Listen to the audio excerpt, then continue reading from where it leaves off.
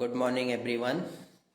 उम्मीद है आप लोग बेहतर होंगे और हल्की ठंड का मज़ा ले रहे होंगे। भारत एक कृषि प्रधान देश है और ग्रामीण लोग उम्मीद है अपने रबी के फसलों के बुआई कर रहे होंगे जो अंतिम दौर में चल रहा होगा। और शहरी लोग अपने रोज़मर्रा के जीवन में व्यस्त होंगे, अपना भाग दौड़ शुरू कर दिए होंगे। ऑफिस टाइम लगभग शुरू हो गया है। जिनको दूर जाना होगा पहले निकल लिए होंगे, जिनको पास जाना है तैयारी कर रहे होंगे। आज मैं बहुत कम समय के लिए उपलब्ध हूँ। मैंने सोचा कुछ चर्चा कर लेते हैं।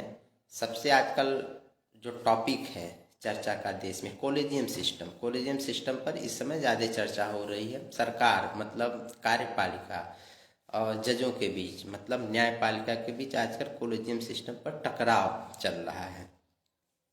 तो ये कॉलेजियम सिस्टम जो है यह एक बहुत बड़ा टॉपिक है। इस पर काफ़ी मटेरियल्स हैं चर्चा के लिए, लेकिन अभी इतना समय भी नहीं है और किसी दिन फुर्सत में आराम से इस पर विस्तृत चर्चा होगी।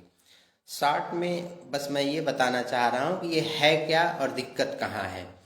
तो जो उच्च न्यायालय हैं मतलब हाई कोर्ट्स हैं और जो सुप्रीम कोर्ट्स हैं, इनमें जजों की नियुक्ति और जो ट्रांसफ़र संबंधी कार्य होते हैं यह कॉलेजियम के ही सिफारिश पर भारत का राष्ट्रपति करता है। तो ये तो प्रावधान है। जब हम कॉन्स्टिट्यूशन का आर्टिकल 124 पढ़ते हैं तो वहाँ पर भी नियुक्ति संबंधी प्रावधान दिया गया है।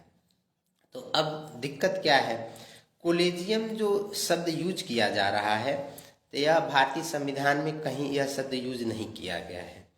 अब नियुक्ति होती कैसे है, तो जो कॉलेजियम है, कॉलेजियम मीन्स भारतीय सुप्रीम कोर्ट जो है, सुप्रीम कोर्ट का जो चीफ जस्टिस है वह और उससे नीचे के जो 4 सीनियर मोस्ट जजेज हैं, इनसे मिलकर एक कॉलेजियम हो गया। मतलब एक मुख्य न्यायाधीश, 4 अन्य सीनियर मतलब वरिष्ठ न्यायाधीश, ये 5 मिलकर हो गया कॉलेजियम। ये लोग एक प्रोसेस होता है, उस प्रोसेस के तहत देश भर के हाई कोर्ट्स और जो है जूरिस्ट और एडवोकेट्स के नाम पर विचार करते हैं और उसकी फाइल केंद्र सरकार को भेजते हैं, मतलब लॉ मिनिस्ट्री को भेजते हैं, जो उस पर अपना जांच पड़ताल करने के बाद प्रेसिडेंट के पास भेजता है और प्रेसिडेंट उस पर मुहर लगाता है। फिर उन जजों का या तो ट्रांसफ़र करना होता है या हाई कोर्ट या सुप्रीम कोर्ट में नियुक्ति होती है। तो ये एक सिंपल सा प्रोसेस है, कहने में सिंपल है ये कठिन प्रोसेस और इसी पर काफ़ी विवाद है। अब दिक्कत ये है कि कॉलेजियम सिस्टम के बारे में सबसे बड़ा शोर ये मचाया जाता है कि कॉलेजियम सिस्टम पारदर्शिता नहीं दिखा रहा है। अगर आंकड़े देखा जाए पिछले कुछ वर्षों के, तो सुप्रीम कोर्ट हाई कोर्ट में जजों की जो नियुक्तियां हुई हैं उनमें देखा जाएगा कि जिस भी जज की नियुक्ति हुई है वो किसी भूतपूर्व जज का भाई है, बेटा है, दामाद है, भतीजा है, बहन है, बहनोई है, मतलब कुछ न कुछ रिलेटिव निकलता है। तो इसी बात की आलोचना की जाती है। इंग्लिश में इस शब्द को बोलते हैं नेपोटिज्म। तो कहा जाता है कि सुप्रीम कोर्ट नेपोटिज्म को काफ़ी बढ़ावा दे रहा है और हर जगह वही लोग नियुक्त किए जा रहे हैं। जैसे अभी लेटेस्ट मामला है, एक एडवोकेट हैं, उनकी नियुक्ति की बात की जा रही थी दिल्ली हाई कोर्ट में। सौरभ कृपाल नाम है। सौरभ कृपाल जो है भारत के इसके पहले जस्टिस रह चुके हैं सुप्रीम कोर्ट के। जस्टिस वी एन कृपाल के बेटे हैं। तो यही कहा जाता है कि बेटे बेटियां ही जा रहे हैं हायर जुडिशरी में, जैसे सुप्रीम कोर्ट और हाई कोर्ट में। तो इसी का आलोचना है। अब जब नरेंद्र मोदी सरकार आई थी तो उसके बाद एक आयोग बना दिया गया था। कॉन्स्टिट्यूशन के आर्टिकल 124 में अमेंडमेंट करके राष्ट्रीय न्यायिक नियुक्ति आयोग NJAC बना दी गई थी। अब NJAC में कौन था? NJAC में एक चीफ जस्टिस तो था ही, वही उस कमेटी का अध्यक्ष रहता और 2 अन्य सीनियर मोस्ट जज उसके मेंबर थे। 3 ये हो गए।